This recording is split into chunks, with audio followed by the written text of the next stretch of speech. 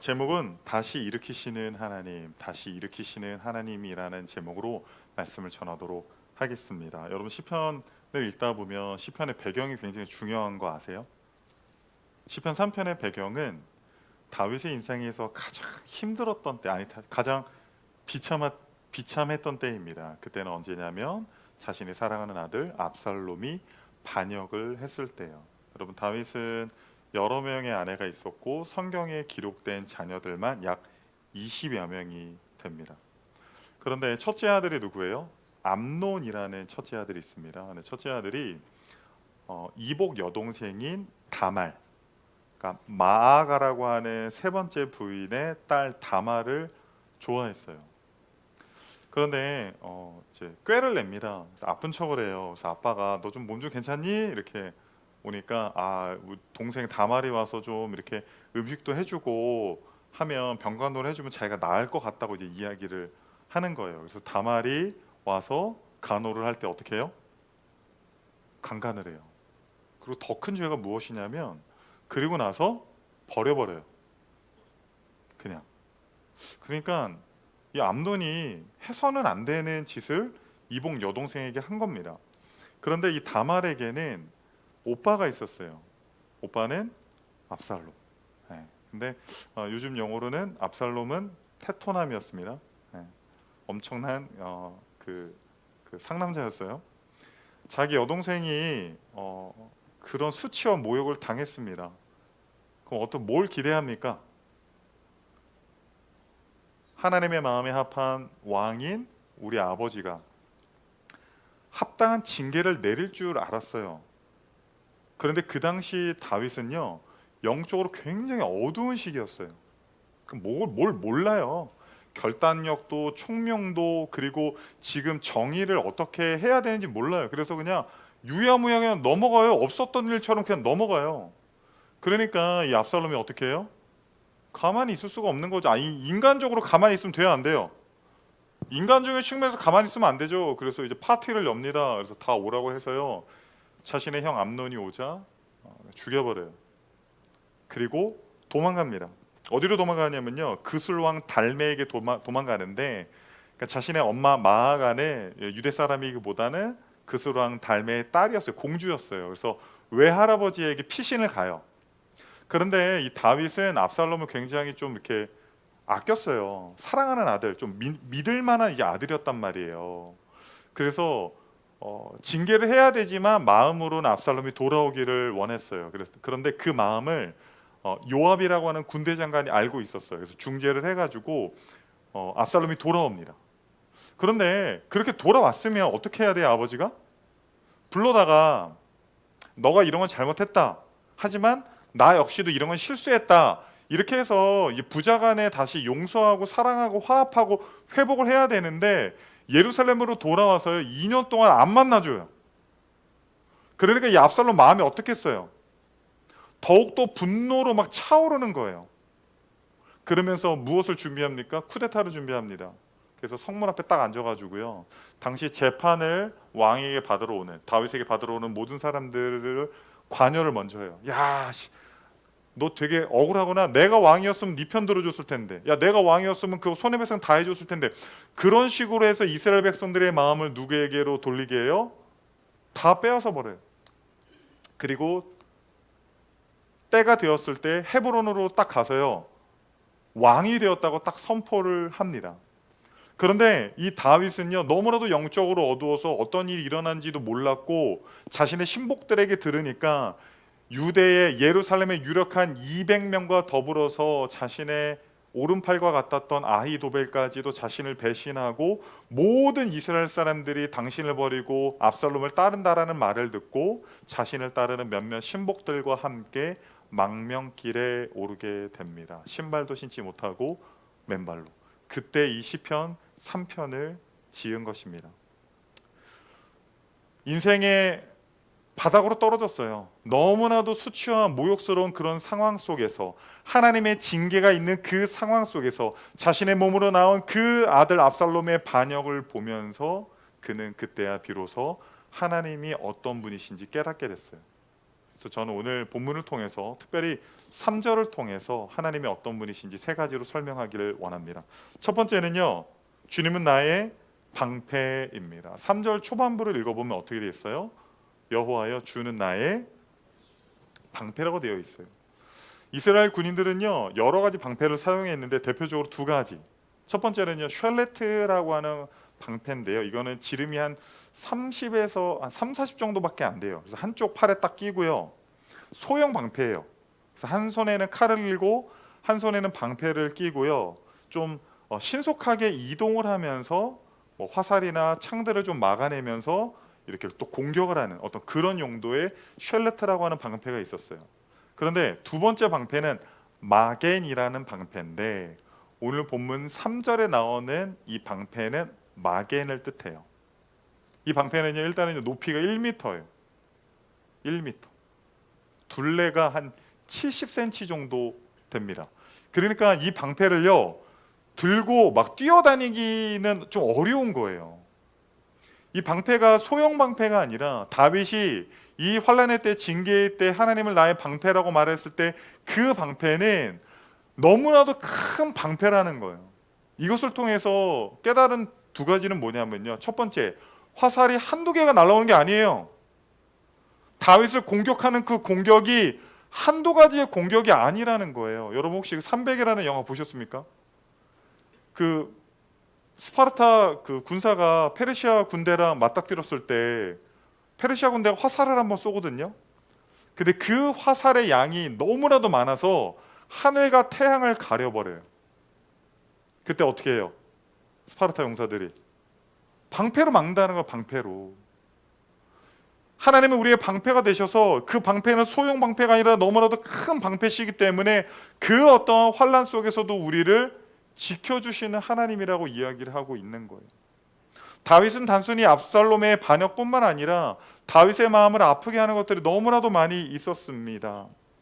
시므이라는 자가 막 쫓아와요. 시므이는 누구냐면요 사울의 집안 사람이고 베냐민 지파 게라의 아들입니다. 이 시므이가요 다윗이 망명길에 있을 때 막 쫓아와가지고요 막 흙이랑 돌 던지면서 이렇게 말을 해요. 피 흘린 자여, 사악한 자여, 가거라. 너가 하나님이 세우신 사울을 폐위했기 때문에 하나님께서 너를 내리시고 네 아들 압살롬을 세우신 것이다. 막 그러면서 막 저주를 해요. 내가 왕이었을 때 시므이 나한테 말도 못했는데, 나 쳐다도 못 봤는데 저주와 모욕을 하는 겁니다. 그런데 사실 다윗이 사울을 해하려 했습니까? 쿠데타를 일으켰어요? 아니란 말이에요. 옷자락 하나 벤 것까지도 그냥 회개하지 않았습니까? 사울은 사울의 죄 때문에 그렇게 된 겁니다. 그런데 여기에는 뼈아픈 말이 있어요. 피 흘린 자요. 피 흘린 자요. 다윗은 피를 흘렸어요. 우리아를 죽였습니다. 우리아 안에 밧세바를 범했어요. 그 사실을 지적을 하면서 지금 네가 이게 징계를 받는 것, 나단 선지자를 통해서 이미 예언된 거죠. 그 예언이 성취된 거죠. 시므이가 네 죄 때문에, 네가 친구를 죽이고 그렇게 음란한 죄를 범한 그 죄 때문에 지금 너가 이렇게 된 거야. 넌 영원히 멸망할 거야 라고 저주를 하고 있는 것입니다. 그때 다윗의 용사였던 아비새가 이렇게 말을 합니다. 우리 사무엘하 16장 11절을 한번 읽어보겠습니다. 또 다윗이 아비새와 모든 신하들에게 이르되 내 몸에서 난 아들도 내 생명을 해하려 하거든 하물며 이 베냐민 사람이랴 여호와께서 그에게 명령하신 것이니 그가 저주하게 버려두라. 저 한 주먹거리도 안 되는 시므이가 막 그냥 돌 던지고 막 저주를 하니까 다윗의 용사 이 아비새가 말씀만 하시면 제가 그냥 단칼에 저 시므이의 목을 베우겠습니다. 여러분이 다윗이면 어떻게 하겠어요? 저자의 목을 가져와라. 얼마나 그 얄밉겠어요. 마음이 얼마나 아프겠어요. 그런데 지금 다윗이 뭐라고 말을 해요? 여호와께서 그에게 명령하신 거라는 거예요. 여호와께서. 다윗은 영적으로 너무나도 어두웠어요. 결단력도 총명함도 정의를 행할 의지도 능력도 지금 이 나라에 어떤 일이 벌어지고 있는지도 전혀 모르고 있는 그 상태였는데 갑자기 어두워졌던 눈이 뜨여지고 닫혀졌던 하늘이 열리는 거예요. 뭘 통해서? 징계를 통해서. 그리고 시므이가 나에게 하는 그 말은, 세상 사람들이 나에게 하는 그 조롱은, 이 아픔과 징계는 사람들이 하는 것이 아니라 하나님께서 나에게 하시는 말씀이라고 생각을 했어요. 무엇보다도 이 다윗의 위대함은요, 이 사독 제사장이 법궤를 메고 오거든요. 이 법궤가 얼마나 중요합니까? 이 법궤는요, 왕권의 정당성을 뜻해요. 그러니까 내가 도망간다 하더라도, 예루살렘 성을 포기한다 하더라도 뭔 포기하면 안 돼요? 법궤. 그런데요, 이 다윗이 사독 제사장에게 법궤 가지고 가라고 그래요. 그러면서 이렇게 말합니다. 하나님이 나를 다시 회복시키시면, 나를 다시 높이시면 내가 저 법궤를 볼 것이다 라고 이야기를 해요. 이 법궤 때문에 내가 다시 회복되고 안 되고 그렇게 되는 것이 아니라, 여기서 중요한 것은 하나님이 나를 치시고 낮추시고 징계하시고 할 때 겸손히 그 하나님의 뜻을 받아들이는 것이라는 거예요. 그런데 여러분, 사람이 사람을 징계할 때와 하나님이 사람을 징계할 때 차이점이 있어요. 사람이 사람을 징계할 때는 거리를 두고요, 채찍으로 그 사람을 때립니다. 징계를 당하는 사람만 고통을 당해요. 그런데 하나님이 사람을 징계할 때, 하나님이 자신의 백성들을 징계하실 때는요, 그 고통을 함께 느끼신다라는 거예요. 사사기 10장 16절을 한번 읽어보겠습니다. 여호와께서 이스라엘의 공고로 말미암아 마음에 근심하시니라.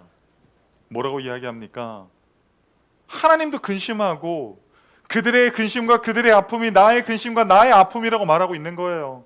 우상 숭배로 말미암아 암몬 족속들이 일어나서 노력하고 약탈하고 이스라엘을 공격할 때, 이스라엘 사람들이 아파하고 근심할 때, 그 근심이 너희들의 근심이 아니라 나의 근심이다. 니네들이 우상 숭배했으니까 당연히 받는 징계야라고 말씀하시는 것이 아니라, 너희들이 아파할 때 나도 아파한다고 이야기를 하고 있다라는 거예요. 여러분, 하나님은 우리가 죄를 지을 때 우리를 마땅히 징계하시지만, 그 아픔 속에 우리를 홀로 두시는 것이 아니라 우리와 함께 그 고통을 느끼신다라는 거예요. 여러분, 우리가 아무리 죄를 회개한들 우리가 십자가에 매달릴 수 있습니까? 우리의 죄 때문에 우리 주님께서는 인간의 몸을 입으시고 2000년 전에 이 땅에 오셔서 우리를 위해서 사시고 가르치시고, 심지어 십자가에 못 박혀 죽으심으로 말미암아 본인이 우리의 인생의 방패가 되셔서 그 모든 불화살을 한 몸에 십자가에서 받아내신 분 아니십니까? 나의 방패, 히브리어를 직역하면요, 나를 둘러싼 방패라고 하고 있어요. 방패가 있으면 뭐예요? 저기 멀리 있으면 화살이 날라오면 죽잖아요. 그런데 하나님은 나의 방패, 그냥 방패가 아니라요, 대형 방패, 큰 방패, 나를 둘러싸고 있는 방패이기 때문에 사람들의 그 불화살이, 수치와 모욕이 나의 마음을 아프게 한다 할지라도 그 모든 세상으로부터의 공격을 막아내시면서, 친히 그 화살을 온몸으로 다 막아내시면서 우리와 함께 아파하시며, 또한 우리를 보호하시고 인도하시고 지키시는 여호와 하나님이십니다. 여러분 믿으십니까? 두 번째는 무엇입니까? 주님은 나의 영광입니다. 우리 3절 다시 한번 읽어볼까요? 여호와여, 주는 나의 방패시요 나의 영광이시요. 뭐라고요? 나의 영광이라고 말을 했습니다. 다윗이 왕위에 있을 때는 뭐 정말 말도 못 걸 그런 사람들이 와서 다윗을 능욕하고 또 배신을 하는데요, 시바라고 하는 인물이 있어요. 시바라고 하는 인물. 이 사람은 누구냐면요, 무비보셋, 다윗의 절친이었던 요나단의 아들 무비보셋의 종이에요. 다윗이 신발도 못 신고 맨발로 머리를 가리고 망명길에 있는데 먹을 것과 마실 것을 한 트럭 가지고 와서 다윗에게 드리면서 막 나는 다윗 당신 편이라고 이야기를 하는 거예요. 그러면서 무슨 말을 하냐면, 무비보셋이 왜 당신을 안 따라왔는 줄 아십니까? 당신이 없을 때 이 나라를 차지하기 위해서 당신을 배신했습니다. 이간질을 한 거예요. 이간질을. 그래서요, 다윗이 뭐라고 하냐면요, 야, 안 되겠다. 무비보셋에게 있는 모든 땅, 지금 사울에게 있는 모든 땅을 누구에게 줬어요? 요나단의 아들 무비보셋에게 줬죠. 야, 무비보셋에게 있는 거 다 네 거야 라고 하고, 시바의 거짓말에 그 이간질에 넘어가서 무비보셋의 소유와 땅을 전부 다 시바에게 줘버려요. 그런데 나중에 딱 돌아와 보니까 어떻게 됐어요? 무비보셋이 배신한 게 아니었어요. 시바가 교활하게 이간질하면서 둘 사이를 갈라놓은 것입니다. 그러니까 인생에 후회할 만한 일들을요 계속 막 만들어내고 있는 거예요. 사람들이 와서 막 이간질하고 배신하고 그런 일들이 계속 있는 거예요. 가뜩이나 이 아들 이 압살롬이 쿠데타 일으킨 것 때문에 마음도 아픈데 이런 이간질과 배신들이 계속 일어나고 있는 것입니다. 그런데 무엇보다도 다윗의 마음이 아팠던 것은 이 아히도벨이라고 하는 자기가 믿었던 친구, 다윗의 책사라고 불려요. 모사라고 불립니다. 그래서요 정치, 경제, 군사 모든 국정 운영에 있어서요 다윗이 가장 의지하고 믿었던 사람이 누구냐면 아히도벨이었어요. 굉장히 똑똑한 사람이었어요. 그런데 이 아히도벨이요 딱 판을 보니까 그렇게 총명했던 다윗은 어두워졌고 아들 압살롬이 이스라엘에 있는 모든 사람들의 마음을 훔쳐서 지금 이미 운동장이 기울어진 거예요. 어디 쪽으로? 압살롬 쪽으로. 똑똑한 아히도벨은 누구에게 붙어야지 산다고 믿었어요? 압살롬에게. 그래서 배신해버려요. 배신해버립니다. 그때 이 다윗이 느꼈던 아픔은요 시편 41편 9절에 이렇게 고백을 합니다. 내가 신뢰하여 내 떡을 나눠 먹던 나의 가까운 친구도 나를 대적하여 그의 발꿈치를 들었나이다. 내 가장 가까운 친구가 나를 배신한 것뿐만 아니라 압살롬한테 딱 붙어서요 어떻게 하냐면요 압살롬을 설득해요. 백주 대낮에 모든 이스라엘 백성들이 보는 왕궁 앞에서 다윗의 후궁들을 범하게 만들어요. 왜 그렇게 했을까요? 아버지와 아들 사이를 철천지 원수로 만들어버리는 거예요. 절대로 회복될 수 없는 관계로 만들어버린 거예요. 그리고 심지어 빨리 군사를 일으켜서 다윗을 쫓아가서 다윗을 죽여야 한다라고. 그렇게 내가 믿었는데, 그렇게 내가 높여줬는데, 내가 선을 행했는데 내가 가장 의지했던 내 친구가 뭐 입에 담을 수도 없을 정도의 배신을 행한 것입니다. 너무나도 힘들었습니다. 너무나도 어려웠습니다. 시므이와 같은 자가 공개적으로 저주하고 모욕하죠. 시바와 같은 교활한 자가 와서 이간질하죠. 가장 믿었던 친구 아히도벨이 배신하죠. 내 몸으로 낳은 이 압살롬이 내 후궁들과 정말 말할 수 없는 그러한 일들을 행하며 쿠데타를 일으킨다고 한번 생각해 보십시오. 저는 제가 다윗이었으면 무너졌을 것 같아요. 이 멘탈을 도저히 잡기가 너무나도 어려웠을 것 같습니다.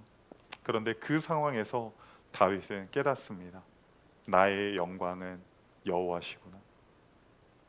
다윗은 왕이었어요.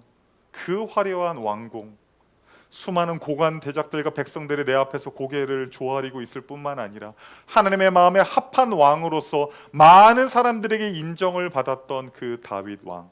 그런데 한순간에 나의 모든 영광은 끝없이 추락하고 안개처럼 사라졌다라는 것입니다. 사랑하는 성도님들, 우리에게 영광이 있습니까? 우리에게 영광이라는 게 있어요. 중세시대 교부 어거스틴은 이런 말을 했습니다. 같이 읽겠습니다. 그러므로 인간이 무엇을 자랑하려고 합니까? 결국 우리 자신에게 고유한 것이라고는 죄밖에는 또 다른 아무것도 결코 가지고 있지 않습니다. 여러분, 우리에게 영광이라는 게 있습니까?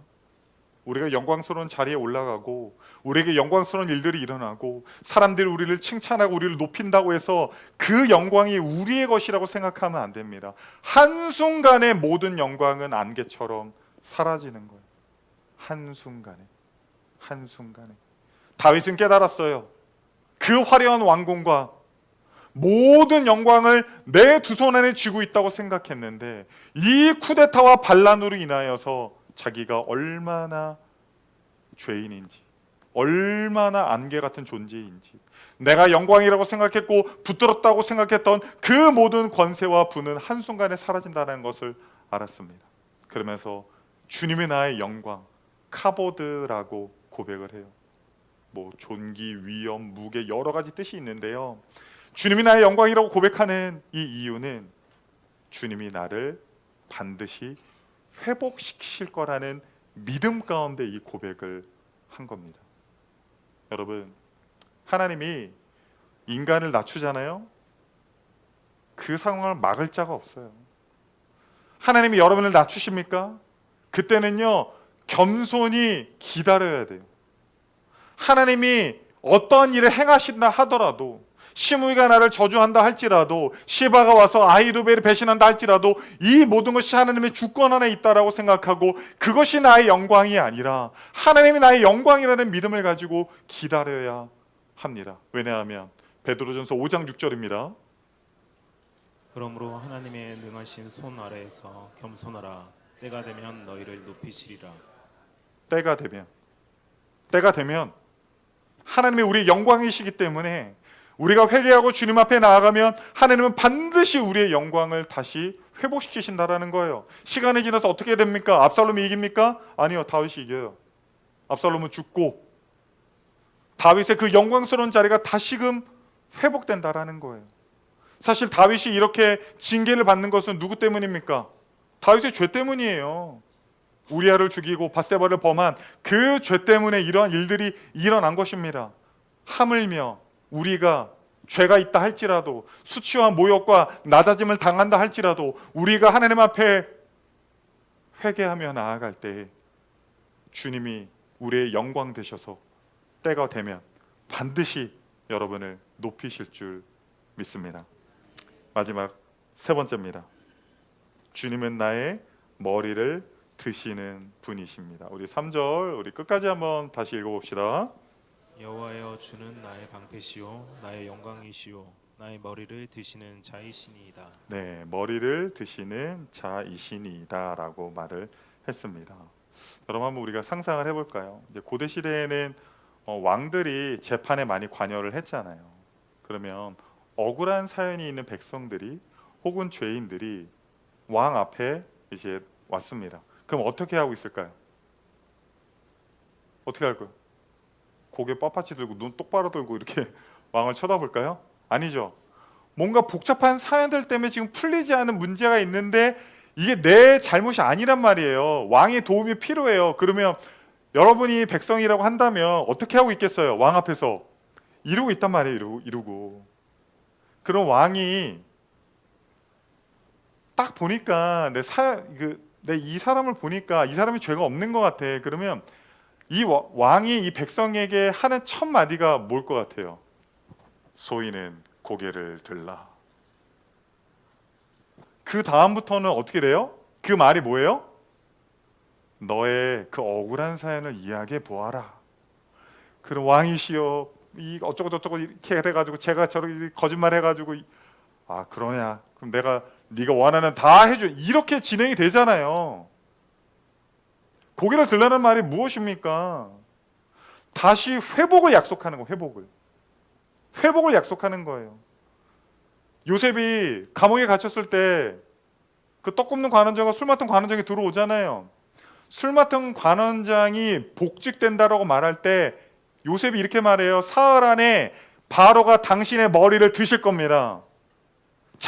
당신이 감옥에 들어와서 고개가 숙여졌지만, 고개가 꺾여졌지만 사흘 안에 바로가, 왕이 당신의 고개를 들게 할 겁니다. 복직시킬 겁니다. 회복될 것입니다. 잃어버렸던 당신의 영광을 다시 찾게 될 것입니다 라고 이야기를 하고 있는 것입니다. 여러분 믿으십니까? 여러분 믿으십니까? 때로는 우리의 죄 때문에 수치와 모욕을 당할 때가 있어요. 경제적인 어려움이 찾아오고, 건강에 빨간불이 들어오고, 가정에 사람들과의 관계에서 여러 가지 파탄들이 나면서 하나님이 우리를 정말 끝없이 낮추실 때가 있어요. 그런데 우리는 그때 어떻게 해야 됩니까? 하나님, 이런 일이 저에게 왜 있습니까? 왜 저를 낮추십니까? 누구도 배신하고, 누구도 이간질하고, 누구도 저주하고, 도대체 하나님이 저와 함께 계시는 거 맞습니까? 그게 아니라는 거예요. 다윗처럼 사독 제사장에게 법궤를 가지고 가라. 맡겨야 돼요. 주님께 맡겨야 돼요. 내가 내 힘으로 이 법궤를 취하려고 하면 안 됩니다. 내 왕권을 취하려고 하면 안 됩니다. 하나님의 전능하신 손 앞에, 하나님의 그 주권 앞에 모든 것을 다 맡기고, 주님, 죄인입니다. 도와주십시오. 지금은 제가 이렇게 수치와 모욕 가운데 고개를 숙이고 있지만 하나님께서 반드시 저의 머리를 다시 들게 하실 것을 믿습니다라고 하는 그 믿음이 여러분에게 있기를 바랍니다. 오늘 세 가지를 배웠습니다. 다윗은 인생의 벼랑 끝에 섰을 때 그 어떤 누구도 믿을 수 없었고, 사람들의 배신과 능욕과 이간질과 심지어 자신이 그렇게 믿었던 친구도 배신하고 자신의 몸으로 낳은 아들 압살롬까지도 등을 돌렸을 때 그는 오히려 그 징계를 통해서 총명해졌어요. 오히려 하나님의 채찍질을 맞으면서 영적으로 어두워졌던 부분이요, 눈이 빡 뜨였어요. 하늘이 열리게 됐어요. 그리고 고개를 들고 주님을 보니 나에게 날아오는 화살이 한두 개가 아니에요. 막 정신이 없는 거예요.